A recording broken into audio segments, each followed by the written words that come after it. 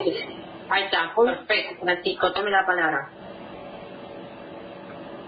Mira, yo tengo después de 25 años de trabajo y más de 58 millones de caracteres, esos son casi 30.000 páginas, yo he tenido que hacer rumbo aprovechando un orden muy específico que plantea nuestra legislación, aquella que aparece resaltada en la Ley General del Ambiente.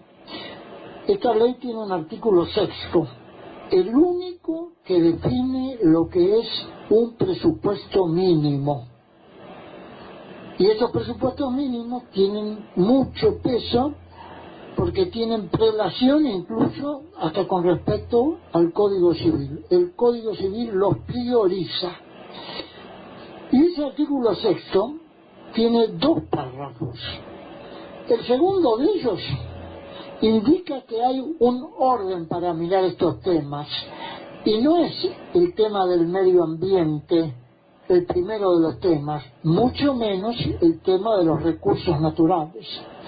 El primero de los temas que tenemos que aprender a mirar es el equilibrio de las dinámicas de los sistemas ecológicos, y el segundo, sus capacidades de carga y sus capacidades de transferencia de energías a los ecosistemas aledaños. Esta última consideración no está precisada en la ley, solo habla de la capacidad de carga, como si los ecosistemas se cargaran pero no funcionaran tan bien como transmisores. Entonces, si queremos simplificar todo el enredo fenomenal de palabras, que en mi propio caso reconozco haber llenado casi 30.000 hojas de papel, lo primero que tenemos que hacer es sacar al hombre de todas estas cuestiones. O sea, no tenemos que tener una mirada antropocéntrica, sino una mirada naturocéntrica.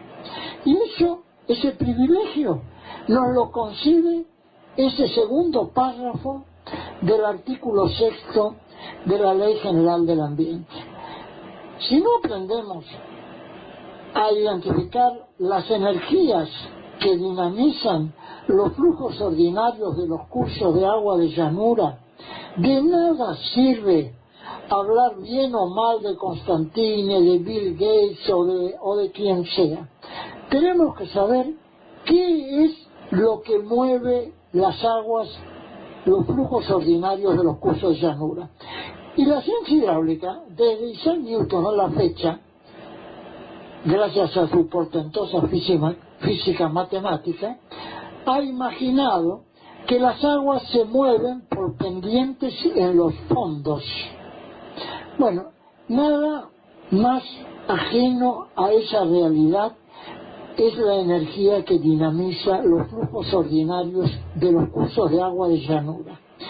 El Paraná tiene en 2.100 kilómetros 100 metros de pendiente. Esto es 5 centímetros de pendiente por kilómetros. Pero cuando llega a Rosario, ya esa pendiente baja a 1,5 centímetros por kilómetro. Y cuando llega a la vuelta de Obligado, al kilómetro 170, baja a 7,5 milímetros de pendiente por kilómetro.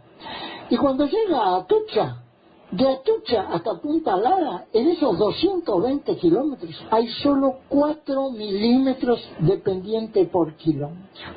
Entonces, si la ciencia hidráulica ha estado 365 años infiriendo que las energías son gravitacionales y aplicando los criterios de esa portentosa física matemática, se da el lujo de extrapolar cualquier tipo de fórmula para imaginar que con eso estima y estudia las dinámicas de los flujos ordinarios de los cursos de llanura.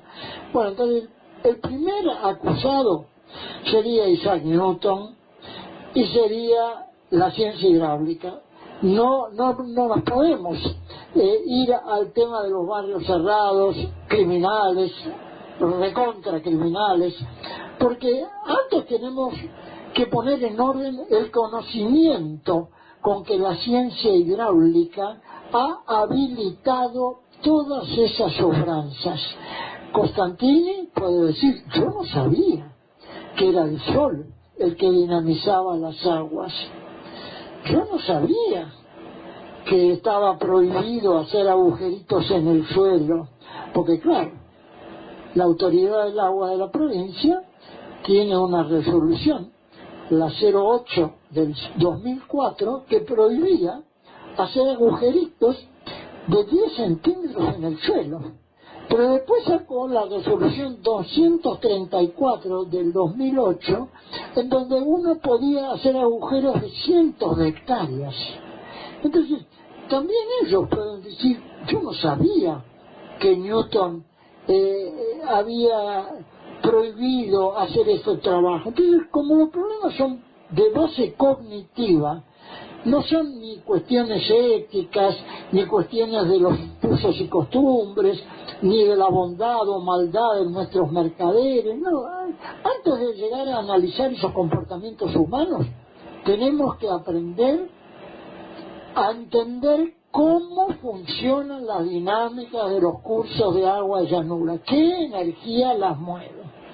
Si durante todos estos siglos todo el mundo, los 7.000 millones de habitantes del planeta, han creído que las aguas se mueven por pendientes en los fondos, entonces de nada sirve ponernos a discutir quién es bueno, quién es malo. Primero tenemos que hacer camino para descubrir si Newton tiene razón o la musa que me despabiló de estos temas es la que tiene la razón. Y es a eso a lo que me aplico. La mitad de la película de Pablo está aplicada a desarrollar esa intención cognitiva. Pablo, por supuesto, quiere ir al fondo de los temas que a él le interesan, que es parar la generación de esos barrios. Pero esos barrios, con los lucros fenomenales que tienen, se pueden comprar legislaturas, gobiernos, justicias de aquí y de todo el planeta. Y hasta que unos y otros no acepten que el problema lo generó el pobre Newton, entonces, claro, aceptarle que un burro esté serruchando la tapa de la tumba de Isaac Newton es muy complicado. Por eso que yo supongo que diciendo que soy burro ya la mitad de los que pudieran estar escuchando esta conversación sale corriendo. Y si encima aclaro que el tema del burro es que le está serruchando la tapa de la tumba a Isaac Newton, la otra mitad también sale razonando.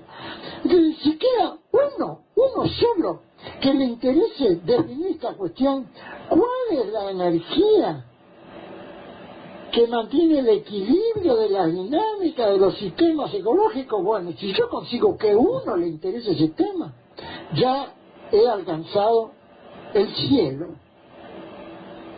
Y bueno, hacer una película en donde el foco sea ese, terminar de aclarar que todo lo que se ha hecho desde los primeros habitantes del planeta hasta la fecha, de creer que las aguas en las llanuras, no digo en las montañas, se mueven por energía gravitacional, y poner en tela de juicio eso, hay que imaginar el drama que significa eso para los millones de ingenieros hidráulicos del planeta, para los millones o cientos de miles de físicos en dinámica costera, para los millones de hidrogeólogos, de hidrólogos, que todos estiman que es la energía gravitacional, que son las pendientes, en lugar de descubrir que es el Sol. Entonces, si no me aferro a esos 4 enunciados del parágrafo segundo del artículo sexto, yo no tengo ninguna posibilidad de interactuar con mi comunidad. Yo hago uso y abuso del derecho que me confiere ese artículo sexto, porque siendo el único que define lo que es un presupuesto mínimo, bueno, yo puedo insistir en forma bien tosuda de que no quiero abandonar ese primer enunciado, terminar de aclarar cuál es la energía que está presente en el equilibrio de la dinámica de los sistemas ecológicos, olvidándome de Constantini, del dinero, de los negocios, de la gente buena, de la gente mala, de los ambientalistas, de las vocaciones, olvidándome de la pandemia, olvidándome de todo, solo enfocar esa cuestión cognitiva que es descomunal. Porque si uno se pone en el pellejo, nada más que en el pellejo de un ingeniero hidráulico, y ese ingeniero hidráulico escucha que hay un burro del viso que está poniendo, no en duda, sino en tela de juicio toda la portentosa física matemática de Isaac Newton, bueno, ese tipo o sale corriendo o viene con un hacha para cortarme la cabeza. Pero la verdad es que no tengo otra alternativa. Como el problema es tan grosero como esto que estoy señalando. Bueno, yo quería decir algo con respecto a lo de Francisco, si Francisco me permite. Sí, por supuesto, Pablo. Gracias. Yo digo, obviamente, respeto, porque si no, el protagonista de la película hubiera sido yo y él el director. Entonces, obviamente, respeto profundamente su parecer, lo puedo comprender, y me parece que y quiero contar que una de las cosas que intentamos durante la realización de la película, que fue a lo largo de por lo menos 4 años, es buscar el modo de lograr algún tipo de comprobación científica, para que quede también registrada en la película, de este redescubrimiento, porque yo creo, Francisco me dirá si no es así, pero yo creo que es un redescubrimiento de las energías convectivas, que es de lo que está hablando Frank, es decir, de las energías que mueven las aguas en llanura, en terrenos llanos, que tiene que ver con la importancia profunda de estos ecosistemas, cuando son tierras que habitualmente venden a valor de nada, en el mercado no tiene valor de nada, pues son tierras que se creen inútiles. Ahora bien, más allá de las energías convectivas, yo lo que quiero que ojalá muy pronto se compruebe la existencia científica, porque a nosotros no nos cabe duda de que existen, y que así funcionan las aguas de llanura. Yo digo, no hay duda que los humedales cumplen otras funciones de esponja, de equilibrio climático, y todos estos emprendedores que Francisco dice que no tienen yo creo entender que dice que no tienen la mayor de las culpas. La mayor de la culpa la tiene la ciencia. Yo creo que tienen la misma culpa, porque se sabe que arruinando estos ecosistemas arruinan los territorios, como sucede al arruinar cualquier ecosistema. Y en lo que no tenemos ningún tipo de controversia es que la clave de todo es salirnos del centro como humanos, no creer que todo nos fue dado y sobre todo podemos tener decisión, porque las consecuencias de todo esto las estamos viendo. Entonces, ahí siempre nos peleamos con Francisco. Quiero comentar esta intimidad donde yo creo que estos delincuentes, esta gente, son verdaderos delincuentes, y las causas que Francisco está llevando adelante son penales. Cuando la justicia se ponga las pilas, porque le exijamos que se ponga las pilas y que cumplan, esta gente va a ir a la cárcel, que es donde debieran estar, porque son delitos penales. Esto quería decir. Yo quisiera... Pablo, te voy a interrumpir un instante, Francisco. En 1832, Darwin ya aclaraba que nuestra justicia era comprable. Si entonces, si en 188 años esos usos y costumbres se siguen manteniendo, es inútil anteponer o poner en el centro el tema de la culpa, porque nos podemos pasar 30 siglos discutiendo. Hay algo que es mucho más grosero que la culpa, que es el hecho de negarle al sol su actividad en la dinámica, en el equilibrio de la dinámica de los sistemas ecológicos. Y también es un error poner a la ciencia en el centro de la cuestión, porque como la misma palabra ciencia lo indica, la palabra ciencia viene de la raíz indoeuropea skei, del verbo to sint en inglés, science, cortar, separar, escindir. Entonces, si nosotros no aceptamos de que la ciencia está construida toda con pedacitos y los enlaces están resueltos con extrapolaciones matemáticas, vamos a seguir privilegiando el concepto de ciencia frente al de ecología de ecosistemas. La ecología de los ecosistemas no es ciencia, es su hermana opuesta complementaria.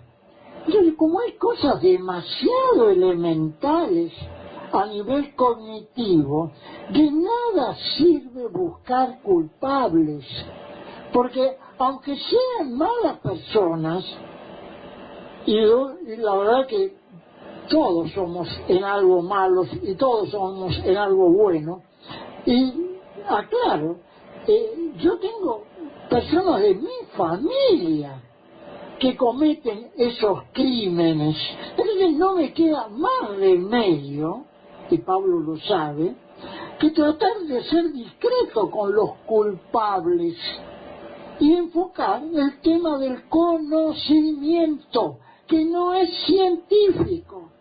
Si Pablo tuvo 5 años trabajando con esto y todavía no entendió que no es la ciencia la herramienta primera que descubre estos temas, porque la ecología de los ecosistemas no es ciencia, es un conocimiento que apunta a los enlaces entre ecosistemas, enlaces que nunca la ciencia estudió, porque siempre los infirió con extrapolaciones matemáticas. Entonces, si tenemos que sacar del escenario a la ciencia, por lo menos del escenario central, y poner en ese centro a la ecología de los ecosistemas, que mira, no en términos holísticos, porque la palabra holística es muy generosa, descubre que todos los ecosistemas están enlazados, pero vaya la gracia de querer resolver esto con una generalidad. Tenemos que ser capaces de descubrir cada enlace entre ecosistemas. Tenemos millones de enlaces para descubrir. La tarea es tan descomunal que es mejor olvidarse de las lagunas malas, de los negocios, porque ese no es el orden para enfocar estos temas. Por supuesto que a un ambientalista decirle que yo jamás uso la palabra ambiente y mucho menos medio ambiente, ya le pone los pelos de punta. Pero entonces este hombre, ¿de qué se dedica? Y este hombre se dedica a mirar por ecología de ecosistemas los flujos ordinarios de los cursos de agua de llanura. Nada más que eso. No busco culpables.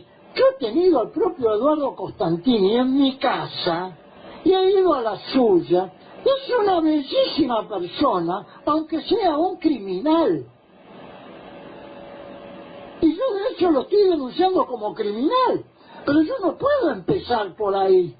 Tengo que empezar por cuál es el groserísimo, increíble error que carga la ciencia, que no ha sido capaz en 500 años de descubrir que su forma de amasar conocimiento, basada en particiones, enlazadas con inferencias matemáticas, es de una torpeza descomunal, aunque manden cohetes a la Luna y a Marte. Si nosotros queremos entender por qué el Amazonas, con la mitad de la pendiente del río Paraná, se mueve a 3 veces más velocidad, tenemos que aceptar de que no es la ciencia la que tiene los recursos para inferir eso, porque no es mecánica de fluidos, sino que es termodinámica de sistemas naturales abiertos y enlazados, que ni siquiera tienen nada que ver con la termodinámica clásica.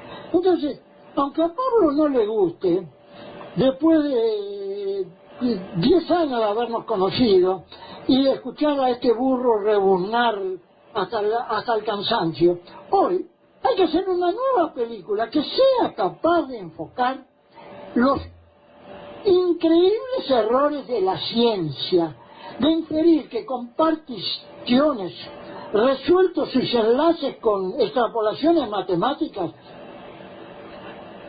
podemos llegar a algún lado. Entonces, el tema es descomunal. El tema no es mirar por los daños que han hecho, porque ya están, y eso se resuelve entre 800 y 5000 años, y eso excede la vida de Pablo y la mía. Y yo estoy a 70 horas de cumplir 79 años. Y el problema que tengo en mi conciencia es que tengo claro que el problema es científico, porque la ciencia no sabe mirar. El día 4 de febrero, yo cumplo el 2 de febrero, 79, y el día 4 de febrero es Agnès Patterson, doctorada en física de flujos en París, la que cumple 57 años. Esa señora está a cargo de todas las cátedras de hidráulica de la UBA, a cargo de todos sus equipos de investigación. Y sin que yo la conociera, el 18 de febrero del 2012 me vino a visitar a mi casa, acompañada de un ingeniero especialista en imagen satelital, que quería saber, no quién eran los criminales, quería saber cómo generaban mis bancos de imágenes, porque todo esto que yo explico ahora con palabras, lo explico con imagen. Bueno, esta señora estuvo 3 horas y se fue con los ojos blancos, y nadie la había obligado a venir a visitar al burro. Y 14 meses antes había venido el decano de los asesores del titular del Instituto Nacional del Agua, el ingeniero Jorge Simonelli, a cargo de todas las dragas de la Argentina, las dragas con las que se hacen esas cavas horrorosas, a cargo de la firma del contrato con la Hargrove, la principal consultora hidráulica en aquel entonces, en 1967, con la que se firma el contrato para el desarrollo del canal Emilio Mitre, a cargo del montaje de todas las turbinas del Chocón, un hombre público con un nivel de responsabilidad descomunal. Y ese hombre con 82 años me vino a ver diciéndome que había estado 2 meses leyendo mis trabajos, pero que ahora, después de hablar 3 horas conmigo, tenía un problema mayor. No sabía cómo iba a volver a relacionarse con sus pares. Y no estábamos hablando de criminales y negocios mal hechos. Estábamos hablando nada más que del conocimiento que dinamiza las aguas de los cuerpos de agua de llanura. O sea, no es un tema medioambiental ni un tema de recursos naturales. El hombre todavía, tenemos que suponer que todavía no aterrizó en el planeta, que el planeta está vacío de criaturas y que nosotros, desde otro planeta, estamos estudiando cómo se mueven las aguas de los cursos de agua de llanura. ¿Por qué el río Amazonas se mueve a 3 veces más velocidad teniendo la mitad de la pendiente del Paraná? Entonces, si alguien, un ingeniero hidráulico, me puede explicar por qué el Amazonas se mueve 3 veces más rápido, 3 veces, no un 30%, un 300% más, teniendo la mitad de la pendiente, 2,8 centímetros en 6.700 kilómetros, en lugar de los 5 centímetros por kilómetro. Bueno, ese es el tema específico. Por supuesto, a la gente le interesa mucho más encontrar un criminal, verlo condenado, ver que la justicia actúe. Pero yo los comprendo a los criminales, los comprendo a los jueces, los comprendo a Darwin, que ya en 1832 decía que con 4 mangos se compraba un juez. Entonces, eso no ha cambiado. Y tampoco vamos a empezar a corregir estos temas cambiando la justicia. Porque si la justicia tiene que cargar con los errores de la ciencia, de nada sirve tener jueces honestos. Lo primero que tenemos que aclarar es cómo es posible que durante 500 años hayamos creído que las aguas en cuerpos de agua de llanura de 4 milímetros de pendiente se mueven en un sarcófago hecho por dragas. Si las aguas, y eso no lo ha dicho desde Rambla a la fecha en 50 años, nunca ningún ecologista, ningún ambientalista, ninguno de los amantes de los humedales jamás ha dicho, jamás, que sin humedales no hay ríos de llanura, y sin ríos de llanura no hay humedales. Los humedales pueden tener 400.000 funciones, 400.000, o 500.000, pero la primera de todas es que humedales sin ríos y ríos sin humedales no existen. Algo básico. Ahora díganme si hay algún burro o algún caballo en el planeta que haya dicho expresamente eso. No hay ríos de llanura sin humedales y no hay humedales sin ríos. Y otra cosa más, la palabra humedal es una palabra muy nueva en nuestro lenguaje castellano. Es la traducción literal de wetlands. Pero nosotros siempre hablamos de esteros y bañados. Y nunca jamás escuché a un ambientalista que diga que un bañado es un estero degradado por el hombre. Cosas básicas. Entonces, antes de hablar de la justicia, de los barrios criminales, de Constantini, del Papa, porque hasta el Papa yo lo puedo poner en la banda de criminales si ustedes quieren, no tengo inconveniente, les puedo mostrar del arzobispado las burradas que ha hecho el arzobispado en la planicie de Luján. O sea, están todos metidos, hasta el arzobispado cuando Bergoglio era arzobispo, estaba también metido en estos líos, y que lo voy a meter a Bergoglio en estos temas. Entonces, lo primero que tenemos que aclarar es que el problema es cognitivo, y hasta que no resolvamos eso, es inútil querer hacer justicia, es inútil querer parar estas barbaridades que se hacen. Sí, muy bien, Francisco, perfecto, perfecto. Me gustaría pasar un poquito... Terrible, Romina, está terrible, excelente, terrible. La verdad que la descripción que está dando, aunque me quedan muchísimas preguntas por hacer, cuál es digamos, el lugar que usted le da el sol y demás. Pero me gustaría pasarle la voz un poco a Cari, porque Cari es nuestra voz de los pueblos originarios, porque ella es organizadora de el encuentro plurinacional,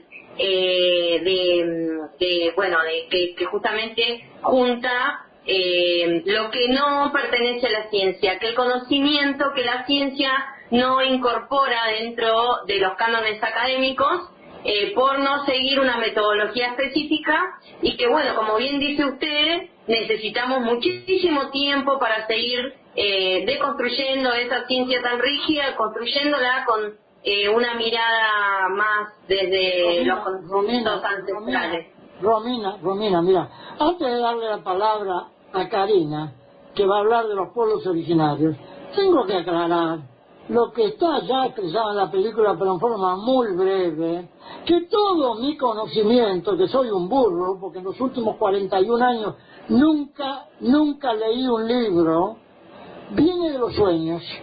Y toda la información de termodinámica, de sistemas naturales abiertos y enlazados, viene de una mujer guaraní que nunca conoció las letras, que nunca conoció el agua potable, que nunca conoció la luz eléctrica, que ni siquiera conoció a sus padres, porque había sido abandonada y entregada a un matrimonio mayor que no podía tener hijos.